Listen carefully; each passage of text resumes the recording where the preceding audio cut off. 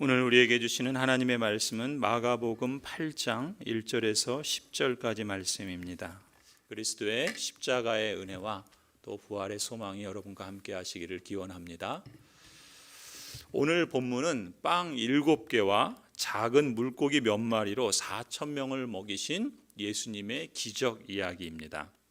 앞서 우리는 6장에서 보리빵 5개와 물고기 2마리로 5,000명을 먹이신 기적 사건, 우리는 보통 그것을 오병이어라 그렇게 부르잖아요. 그런데 오늘 기적은 빵 7개와 작은 물고기 몇 마리로 4,000명을 먹이는 그러한 기적을 행하셔서 칠병소어 7개의 빵과 작은 물고기 몇 마리 해서 저는 칠병소어 기적이라 부르겠습니다. 5,000명을 먹이신 오병이어 기적과 4,000명을 먹이신 칠병소어 기적, 마가는 비슷한 기적 이야기를 왜 굳이 두 차례에 걸쳐서 그것도 자세하게 기록하는 걸까요? 오늘 우리는 두 기적 이야기의 공통점 하나와 그리고 두 기적 이야기의 차이점 2가지를 함께 살펴보려고 합니다. 그래서 이 사건이 주는 의미와 그리고 거기서 우리가 적용할 점들을 함께 나누고자 합니다. 먼저 이 두 기적 이야기의 공통점입니다. 사실 이 두 이야기에는 공통되는 요소들이 사실 참 많습니다. 빈들, 광야라는 것도 그렇고요. 또 무리들이 배고픔도 그렇고요. 또 얼마 안 되는 빵과 물고기도 그렇고요. 또 감사와 축복의 기도를 드리는 모습, 또 제자들에게 떼어주시는 것도 그렇고, 또 제자들은 그 떼어준 것을 사람들에게 나누어 주는 것도 그렇고, 그리고 다 배불리 먹고 남은 조각이 바구니에 가득 찼다라고 하는 여러 요소들이 사실 공통된 부분들입니다. 그런데 우리가 주목하고자 하는 것은 그 여러 공통점들 가운데에서 예수님께서 기적을 행하신 근본적인 동인이 무엇이었는가라는 점입니다. 먼저 여러분 마가복음 8장 2절을 보시면 예수님의 마음을 이렇게 표현하고 있습니다. 저 무리가 나와 함께 있은 지가 벌써 사흘이나 되었는데 먹을 것이 없으니 가엾다. 예수님께서 무리를 보시고 가엾다라고 마음을 가지시죠.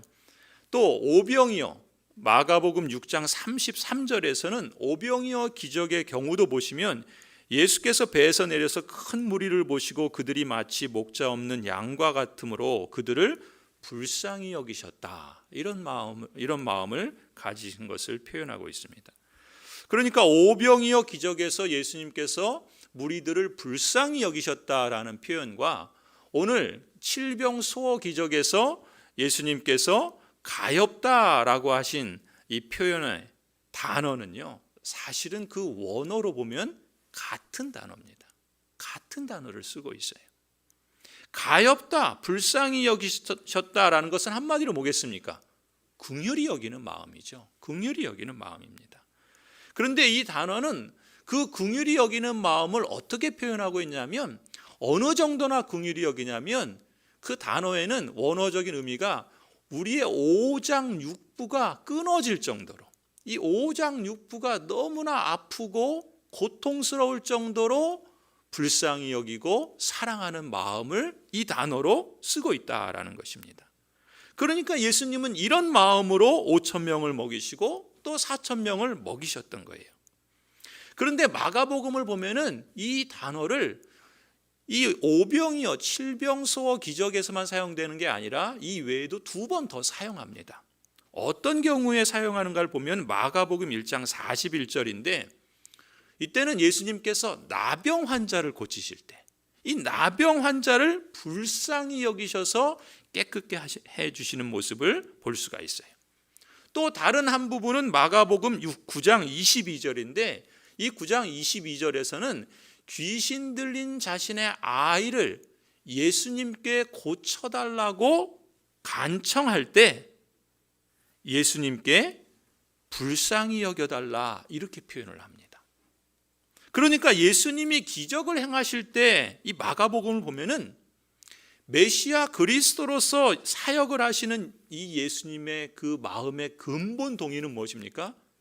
긍휼히 여기는 마음, 불쌍히 여기는 마음, 그 예수님의 오장육부가 끊어질 정도의 그 아픈 마음으로 기적을 행하셨다라는 것을 볼 수가 있습니다. 아니, 우리가 그걸 좀 더 크게 보면은 예수님은 온 세상의 왕이시잖아요. 이 세상의 왕으로서 자기 세상에 오셨어요.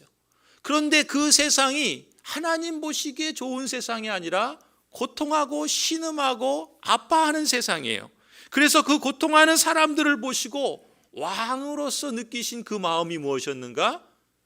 긍휼의 마음이었다는 거예요. 불쌍히 여기는 마음이었다는 거예요.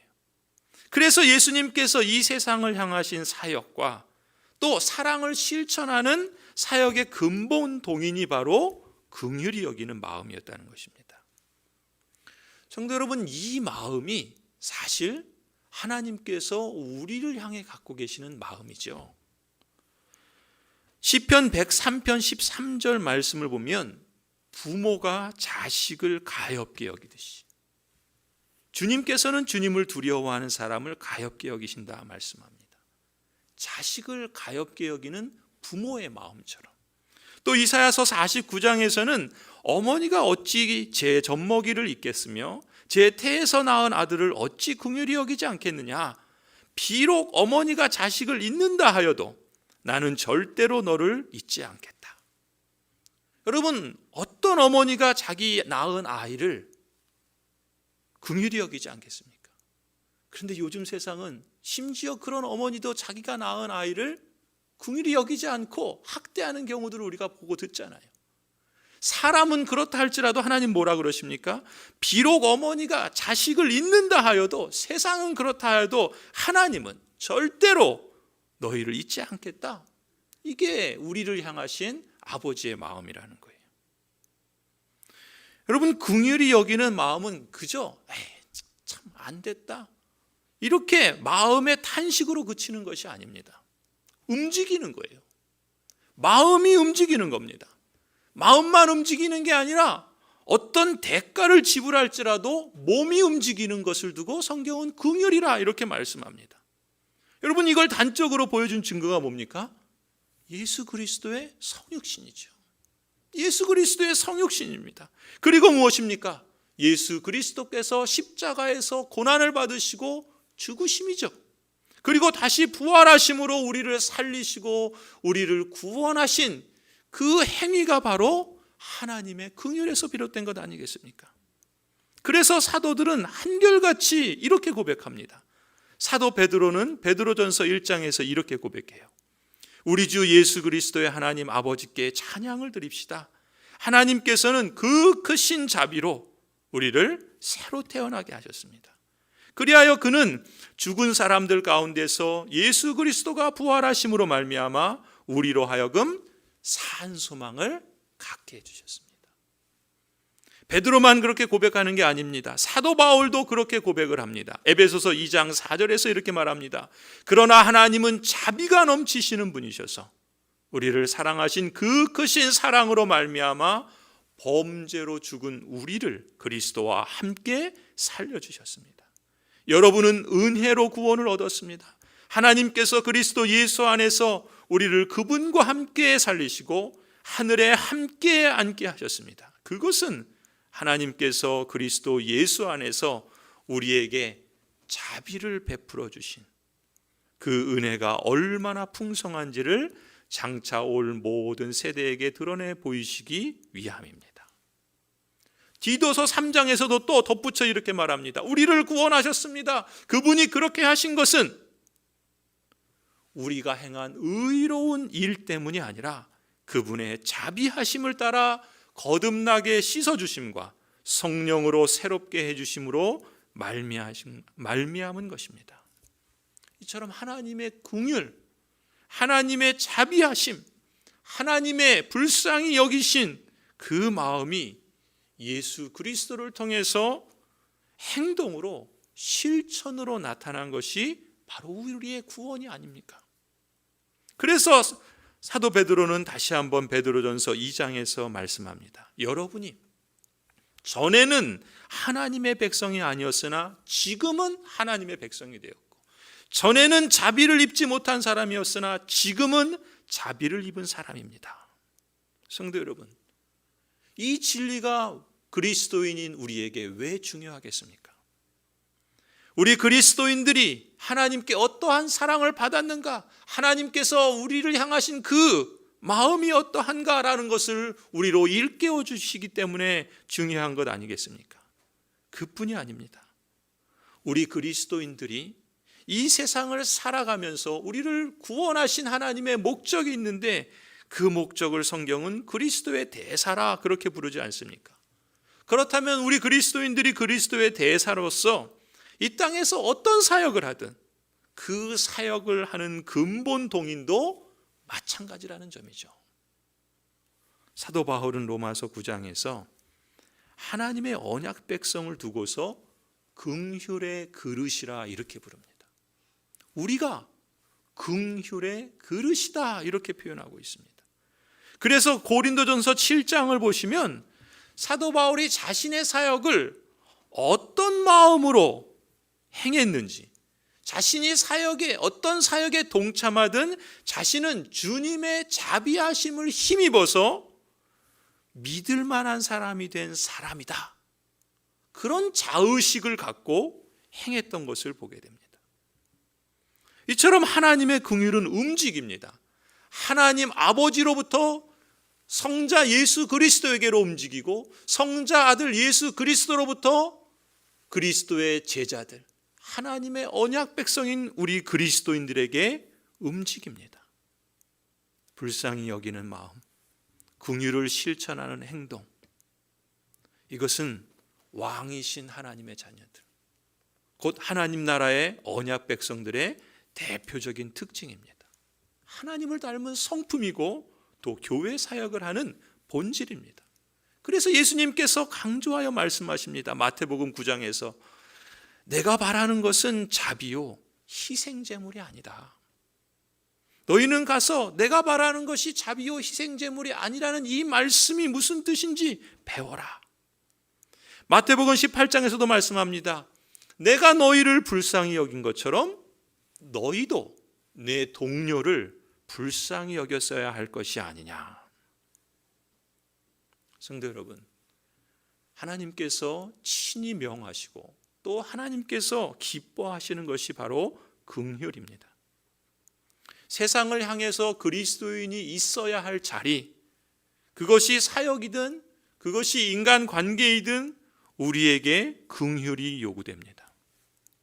우리에게 긍휼을 요구하시는 근거는 바로 우리가 먼저 하나님에게서 예수 그리스도의 긍휼을 받았기 때문이죠. 불쌍히 여기는 마음, 긍휼을 실천하는 행동, 이것이 여러분과 우리 교회가 어떤 사역을 계획하고 또 힘써 행하는 목표가 되어야 할 줄로 믿습니다. 자, 이제 이 두 기적 이야기에서 차이점을 함께 살펴보려고 합니다. 두 가지 차이점이 있다 말씀을 드렸죠. 첫 번째 차이점은요, 두 기적을 경험한 대상이 서로 달라요. 오병이어의 그 기적을 경험한 대상은 유대인들이었습니다. 그런데 오늘 본문의 칠병소호의 기적을 경험한 대상은 이방인들입니다. 7장과 8장을 우리가 쭉 보아왔지만 예수님께서 7장, 8장에서 지역을 따라서 이동하시는 경로들을 소개하고 있는데, 처음에는 유대인 마을에서 시작을 합니다. 그리고 예수님은 이방인 마을로 이동하죠. 두로로 가고 시돈을 거치고, 그리고 데가볼리라고 하는 10개의 마을로 이루어진 촌락을 통해서 갈릴리 바다 북쪽 동네, 갈릴리 바다 북동쪽에 있는 동네, 그것은 이방 지역이었는데 그것에 이르릅니다. 그리고 거기서 이 칠병소호의 기적을 행하시는데, 그렇다면 왜 오병이어는 유대인들을, 칠병소호는 이방인들을 대상으로 이러한 비슷한 기적을 행하셨는가라는 것입니다. 그것은 바로 메시아 그리스도를 통한 구원의 잔치는요, 유대인이라고 하는 자기 공동체 안에서만 뿐만 아니라 자기 공동체 밖에 있는 이방인들에게도 열려있는 잔치라는 의미입니다. 우리가 앞서 보았던 시로페니키아 출신의 그리스 여자의 딸을 치유해 주신 것도 그렇고, 또 귀먹고 말 더듬는 사람을 고쳐주신 것도 그렇고, 예수 그리스도의 구속은, 하나님의 구원의 그 범위는 제한이 없습니다. 공동체 안에 있는 사람만이 아니라 공동체 밖에 있는 이방인들에게도 그리스도께서는 그 놀라운 기적의 역사를 행해 주셨다는 것입니다. 그런 점에서 보면 성도 여러분, 우리 교회가 어떤 사역을 계획하고 실천할 때 혹 우리는 그 구원의 범위를 우리 스스로에게 제한하지 않는가라는 것을 늘 살필 필요가 있습니다.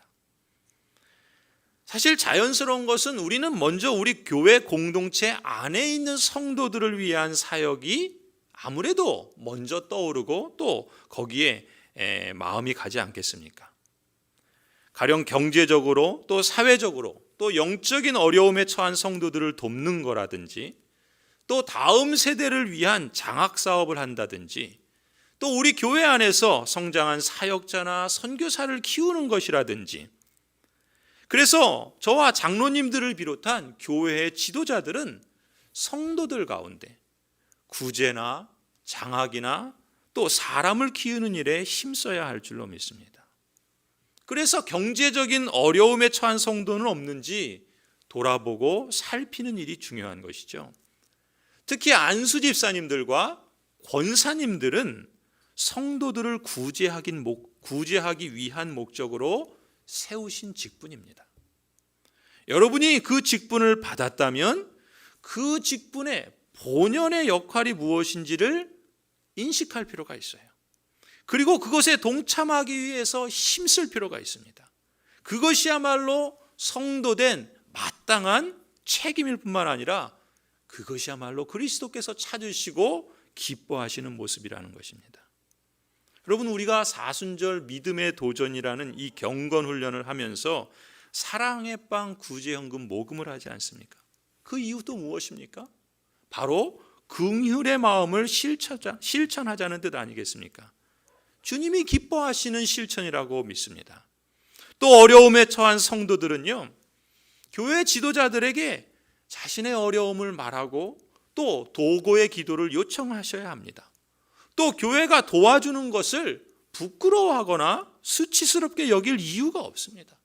사람은 누구나 경우에 따라, 형편에 따라 어려움에 처할 수 있기 때문에 그렇습니다. 그리스도께서 우리에게 긍휼을 베풀어 주셔서 구원해 주신 것처럼 우리는 때로 경제적으로 또 사회적으로 또 영적으로 긍휼히 여김을 받는 것이, 그것이 은혜의 선물입니다.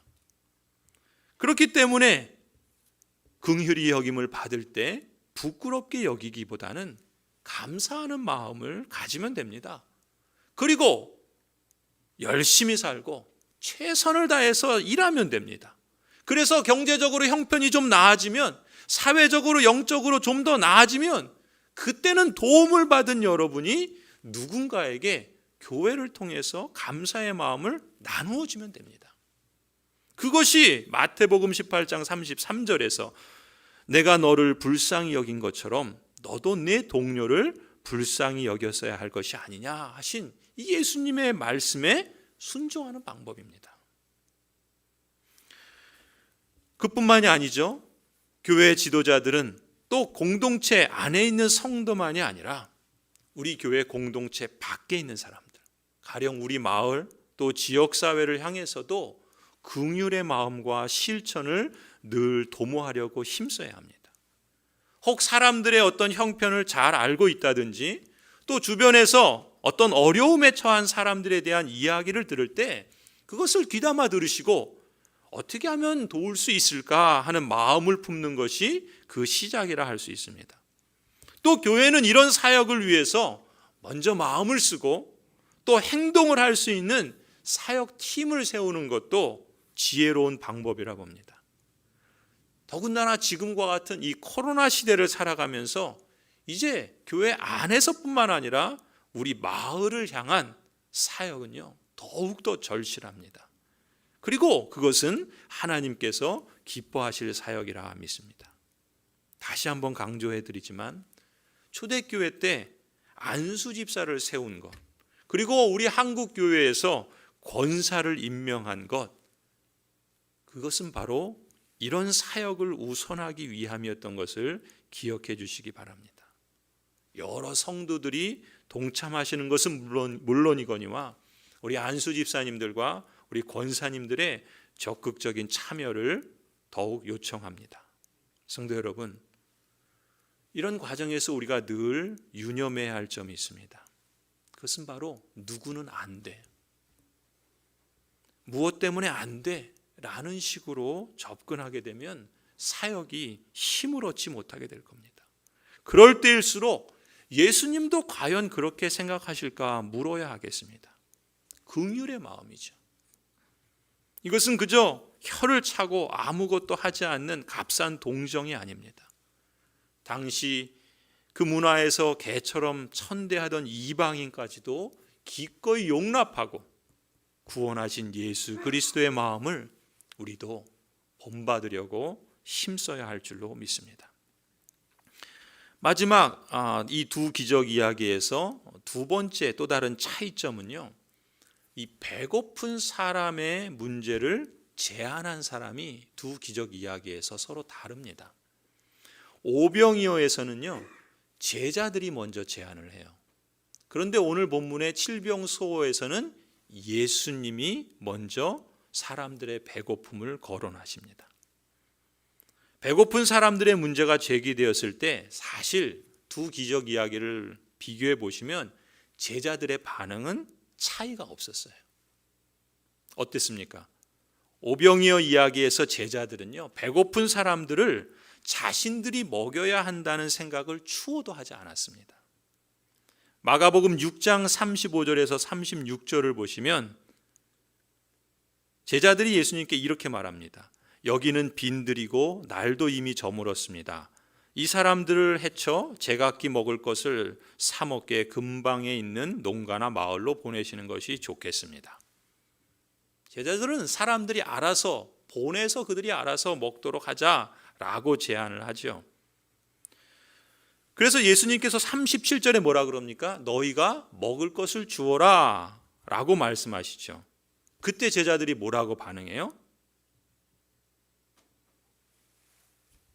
그러면 우리가 가서 빵 200데나리오너치를 사다가 그들에게 먹이라는 말씀입니까? 이렇게 대답합니다. 요즘식으로 말하면 이런 표현이에요. 어찌 1년 예산에 가까운 돈을 이 사람들을 먹이는 데 쓰라는 말씀입니까? 라는 뜻으로 대답한 거예요. 여러분, 제자들의 이런 태도는 사실 그 이후에 벌어진 오늘 본문 칠병소어 이야기에서도 바뀌지 않았습니다. 마가복음 오늘 본문 8장 4절에 보시면 제자들이 예수께 말하죠. 이 빈들에서 어느 누가 무슨 수로 이 모든 사람이 먹을 빵을 장만할 수 있겠습니까? 무슨 얘기입니까? 이 허허 벌판 광야에서 이렇게 많은 큰 무리를 먹을 수 있을 만큼의 그 빵을 어느 누가 무슨 수로 마련할 수 있겠습니까? 라는 대답이죠. 여러분, 근데 이 제자들의 반응이, 이 태도가 당황스러운 것은 뭡니까? 바로 얼마 전에 5,000명을 먹이신 기적을 누구보다 가까이에서 경험한 사람들이 바로 이 제자들이었지 않습니까? 불가능한 상황에서 예수님이 배불리 먹여주신 기적을 체험한 장본인들인데, 그런 제자들이 보인 반응은 이토록 부정적이라는 게 사실 좀 당혹스럽지 않습니까? 이 빈들에서 어느 누가 무슨 수로? 여러분, 이 표현을 가만히 보시면 이 표현에는 누구도 포함됩니까? 예수님도 포함되는 거예요. 어느 누가 무슨 수로 그것이 가능하겠습니까? 예수님도 못한다라는 거예요. 어떻게 이렇게 단호하게 잘라 말할 수 있습니까? 물론 처한 환경이 4,000명이 훨씬 넘는 사람들을 먹일 음식을 얻기에 부적합한 광야라는 사실, 그건 뭐 지극히 상식적이고 이해할 만합니다. 하지만 단 한 사람도, 다시 말해서 주님까지도 그 문제를 해결할 수 없는 분으로 이렇게 단호하게 말한다는 것은 그건 뭐겠습니까? 예수님을 향한 믿음의 부족 아니겠어요? 아니, 주님의 능력에 대한 불신앙적인 태도를 반증해 주는 것이죠. 주님의 능력을 망각한 채 인간적인 생각에 갇혀서 현실 여건만을 바라보면서 주님 앞에서 이처럼 불신앙적인 말을 쏟아내는 것이 참으로 안타까운 일 아닙니까? 그런데 여러분, 이처럼 부정적이고 또 불신앙적인 푸념을 예수님께서 들으신 후에 예수님이 어떤 반응을 하실까요? 만일 저라면 제자들을 호되게 책망하고 그들의 불신앙을 꾸짖었을 것 같습니다. 그런데 5절 보세요. 예수님께서 뭐라 그러십니까? 너희에게 빵이 몇 개나 있느냐 물으십니다. 여러분, 이 표현은요, 오병이어 기적에서, 즉 6장에서 예수님께서 오병이어의 기적을 베푸시기 직전에도 하신 적이 있어요. 너희에게 빵이 얼마나 있느냐. 여러분, 제자들은 과거의 경험을 바탕으로 해서요, 주님이 이 질문이 나오기 전에 자기들이 가지고 있는 빵을 주님께 드림으로써 과거에 하셨던 것처럼 이제 주님께서 친히 행하실 기적을 기대했어야 되는 것 아니겠습니까? 그게 믿음 아니에요? 그런데 그렇게 하지 않았습니다. 예수님께서 왜 동일한 말씀을 제자들의 동일한 불신앙과 또 그들의 푸념을 들으시고 나서 다시 하셨는가? 그 말씀을 다시 하신 의도는요, 제자들의 그 부정적인 생각을 불식시키시고 오병이어 때처럼 해결책을 찾을 수 있다는 사실을 제시하는 표현인 것입니다. 너희에게 빵이 얼마나 있느냐라는 말씀은 뭡니까? 너희들은 이 광야에서 아무것도 얻을 수 없다고 생각해서 푸념만 늘어놓지만 너희들이 빵을 가지고 있지 않느냐? 왜 그것을 생각하지 못하느냐? 그것을 나에게 달라. 이런 취지의 말씀을 하신 것입니다. 이렇게 예수님은 제자들에게 빵 7개를 받으시죠. 그리고 6절에 어떻게 합니까? 무리에게 명하여 땅에 앉게 하십니다. 그리고 주님은 제자들이 드린 그 빵에 대해서 많다, 적다, 그런 말씀을 전혀 하지 않으세요. 오히려 곧바로 그 4,000명이나 되는 무리들을 먹이실 준비를 하게 하십니다. 여러분, 예수님은 제자들에게 혹시 더 없느냐? 그런 거 묻지 않으십니다. 왜요? 주님에게 제자들이 드린 그 빵의 양은 아무런 문제가 되지 않기 때문에 그렇습니다. 성자 예수님이 누구십니까? 우리는 예수님을 누구라 믿습니까? 예수님은 무에서 유를 창조하신 하나님, 창조주라고 믿지 않습니까? 그래서 이제 예수님은 전에 오병이어 때 하셨던 동일한 방식으로 제자들이 드린 빵을 들어서 성부 하나님께 감사의 기도를 드리십니다. 그리고 빵을 떼어서 제자들에게 주세요. 그리고 제자들의 손을 통해서 제자들이 주님께 받은 것을 사람들에게 나누어 줍니다. 작은 물고기 몇 마리도 예수님께서 동일한 방식으로 제자들을 통해서 사람들에게 나누어 주십니다. 8절에 보시면 결과적으로 어떤 일이 벌어집니까? 그리하여 사람들이 배불리 먹었으며 남은 부스러기를 주워 모으니 7 광주리에 가득 찼다. 가득 찼다. 여러분, 아무리 작고 하찮게 보이는 것이라 할지라도 그것이 주님의 위대한 손에 들려지게 되면 인간이 상상할 수 없는 놀라운 결과를 낳게 하시는 것이죠. 여러분, 제자들이 거듭 실패했습니다. 제자들이 거듭 불신앙의 모습을 보였습니다. 그럼에도 불구하고 우리 주 예수 그리스도께서는 우리를 불쌍히 여기시는 마음으로, 아버지의 마음으로 다시금 기회를 주시는 은혜로우신 하나님이십니다. 또 긍휼을 실천하시는 어머니의 사랑으로 다시금 기적의 역사를 일으켜 주시는 섭리하시는 하나님이십니다.